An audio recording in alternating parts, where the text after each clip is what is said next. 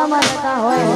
અને એ ગામના પાત્ર ગામના સિવાડે જો સોગનો ખાધેલી હોય ખાસ અમારું ગાડી સ્ત્રીઓ માણસ આપણો ફરમાઈશ કરતું હોય અને ગામના સિદ્ધડે અમારા ખેતરના સિદ્ધડે સોગનો ખાધેલી હોય અને ત્યારે ગવાતો મને કેવું એ હે તારા